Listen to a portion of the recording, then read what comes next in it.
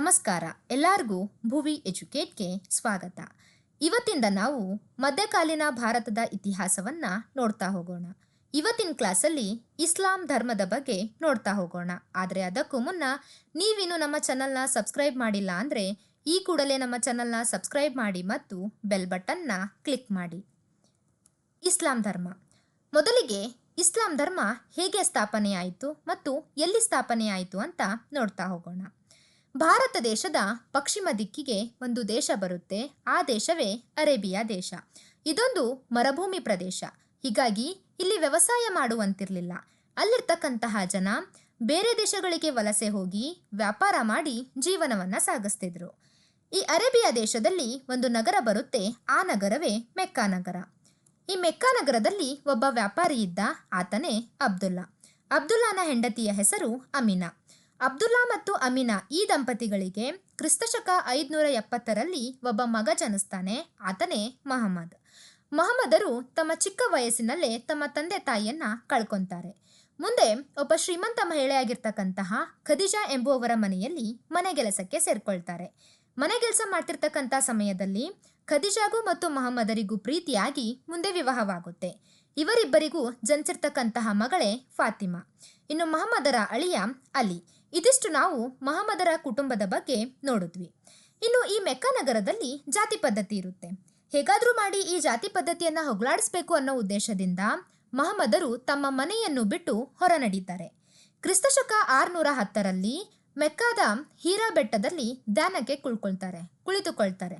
ಆಗ ಅವರಿಗೆ ಒಂದು ಗೇಬ್ರಿಯಲ್ ವಾಣಿ ಕೇಳಿಸುತ್ತೆ ಅಥವಾ ದೇವವಾಣಿ ಕೇಳಿಸುತ್ತೆ. ಏನಂದ್ರೆ ದೇವರು ಒಬ್ಬನೇ, ಆತನೇ ಅಲ್ಲ ಎಂದು ಕೇಳಿಸುತ್ತೆ.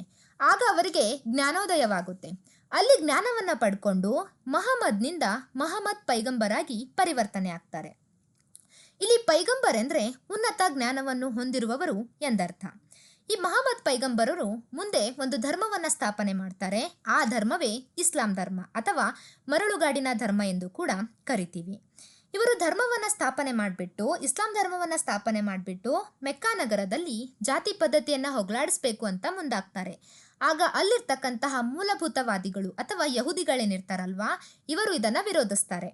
ಕ್ರಿಸ್ತಶಕ 622ರಲ್ಲಿ ಮಹಮ್ಮದ್ ಪೈಗಂಬರವರನ್ನ ನಗರದಿಂದ ಹೊರಹಾಕ್ತಾರೆ.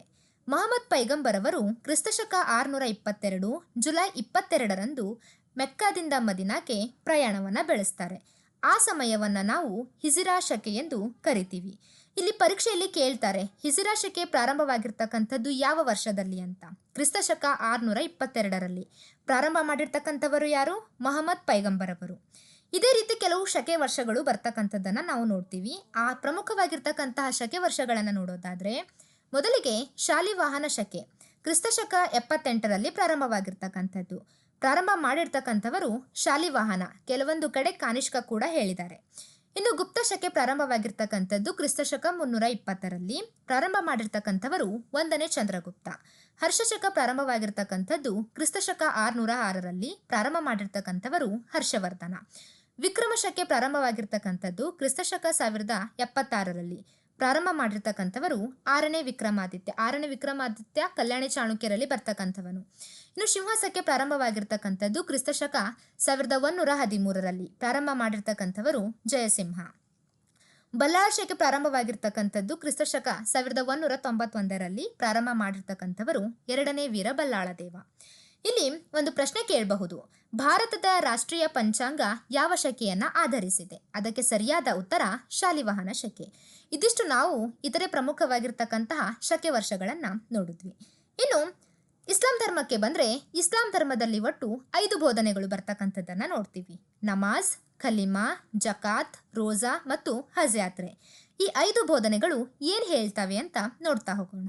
ಮೊದಲಿಗೆ ನಮಾಜ್ ಏನ್ ಹೇಳುತ್ತಂದ್ರೆ ಮೆಕ್ಕಾ ಮದಿನಾ ಕಡೆ ಮುಖ ಮಾಡಿ ದಿನದಲ್ಲಿ 5 ಬಾರಿ ಪ್ರಾರ್ಥನೆ ಮಾಡಬೇಕು ಅಂತ ಹೇಳುತ್ತೆ. ಇನ್ನು ಖಲೀಜಾ ಬಂದ್ಬಿಟ್ಟು ದೇವರನ್ನು ನಿರಾಕಾರ ರೂಪದಲ್ಲಿ ಆರಾಧನೆ ಮಾಡಬೇಕು ಅಂತ ಹೇಳುತ್ತೆ.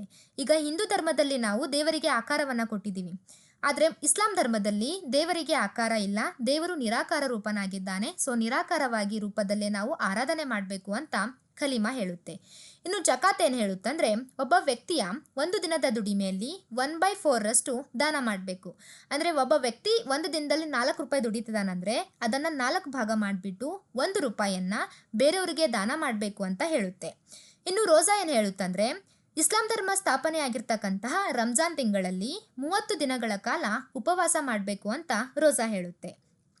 ಇನ್ನು 5ನೇಯದು ಹಜ್ ಯಾತ್ರೆ ಏನು ಹೇಳುತ್ತಂದರೆ ಜೀವನದಲ್ಲಿ ಒಂದು ಬಾರಿಯಾದರೂ ಮೆಕ್ಕಾ ಮತ್ತು ಮದಿನಾ ಯಾತ್ರೆ ಕೈಗೊಳ್ಳಬೇಕು ಅಂತ ಹಜ್ ಯಾತ್ರೆ ಹೇಳುತ್ತೆ. ಇವು ಇಸ್ಲಾಂ ಧರ್ಮದ ಬೋಧನೆಗಳು.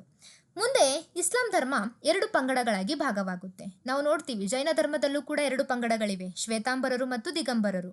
ಇನ್ನು ಬೌದ್ಧ ಧರ್ಮದಲ್ಲೂ ಕೂಡ ಇದೆ, ಹೀನಯಾನ ಮತ್ತು ಮಹಾಯಾನ. ಅದೇ ರೀತಿ ಇಸ್ಲಾಂ ಧರ್ಮದಲ್ಲೂ ಕೂಡ 2 ಪಂಗಡಗಳಿವೆ, ಒಂದು ಶಿಯಾ ಮತ್ತು ಇನ್ನೊಂದು ಸುನ್ನಿ. ಶಿಯಾ ಅಂದರೆ ಏನಂದರೆ ಬೇರೆ ಧರ್ಮದಿಂದ ಇಸ್ಲಾಂ ಧರ್ಮಕ್ಕೆ ಮತಾಂತರ ಹೊಂದಿದವರನ್ನ ಶಿಯಾ ಅಂತ ಕರಿತೀವಿ. ಅವರ ಧ್ವಜದ ಬಣ್ಣ ಯಾವುದಾಗಿರುತ್ತೆ? ಕಪ್ಪು ಬಣ್ಣವಿರುತ್ತೆ.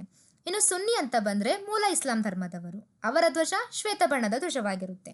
ಒಟ್ಟಾರೆಯಾಗಿ ಇಸ್ಲಾಂ ಧರ್ಮದ ಧ್ವಜ ಬಂದ್ಬಿಟ್ಟು ಹಸಿರು ಬಣ್ಣದ ಧ್ವಜವಾಗಿರುತ್ತೆ. ಇಲ್ಲಿ ಇಸ್ಲಾಂ ಮತ್ತು ಮುಸ್ಲಿಂ ಅಂತಕ್ಕಂಥದ್ದು ಬೇರೆ ಬೇರೆ.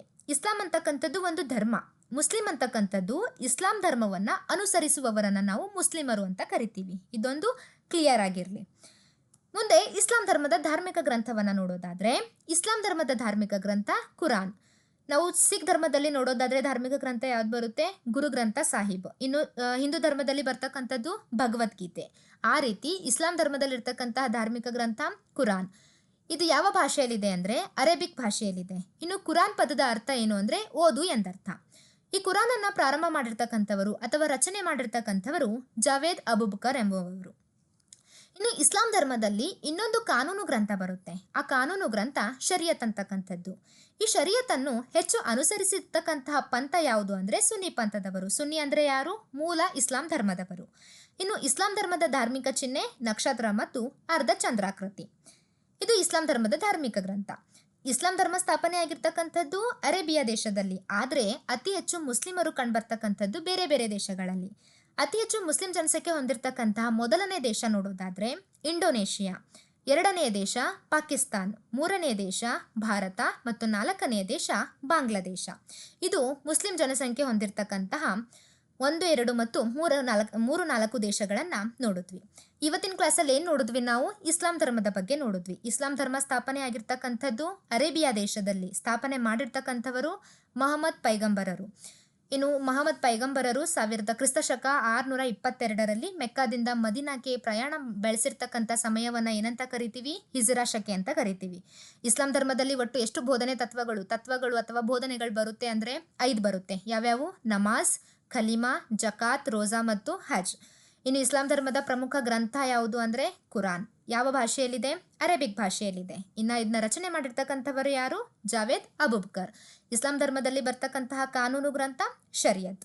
ಇಸ್ಲಾಂ ಧರ್ಮದಲ್ಲಿ ಬರ್ತಕ್ಕಂಥ 2 ಪಂಗಡಗಳನ್ನು ನೋಡೋದಾದರೆ ಶಿಯಾ ಮತ್ತು ಸುನ್ನಿ. ಇದಿಷ್ಟು ನಾವು ಇವತ್ತಿನ ಕ್ಲಾಸಲ್ಲಿ ನೋಡಿದ್ವಿ. ನೆಕ್ಸ್ಟ್ ಕ್ಲಾಸಲ್ಲಿ ನಾವು ಭಾರತಕ್ಕೆ ಅರಬರ ಆಗಮನವನ್ನು ನೋಡೋಣ. ಅದ್ರ ಜೊತೆಗೆ ಕೆಲವು ಪ್ರಶ್ನೆ ಪತ್ರಿಕೆಗಳ ವಿವರಣೆಯನ್ನು ಕೂಡ ನೋಡ್ತಾ ಹೋಗೋಣ. ಸೊ ಇವತ್ತಿನ ಕ್ಲಾಸ್ ನಿಮಗೆ ಇಷ್ಟ ಆಗಿದ್ರೆ ಲೈಕ್ ಮಾಡಿ, ಶೇರ್ ಮಾಡಿ ಮತ್ತು ಸಬ್ಸ್ಕ್ರೈಬ್ ಮಾಡಿ. Thank you.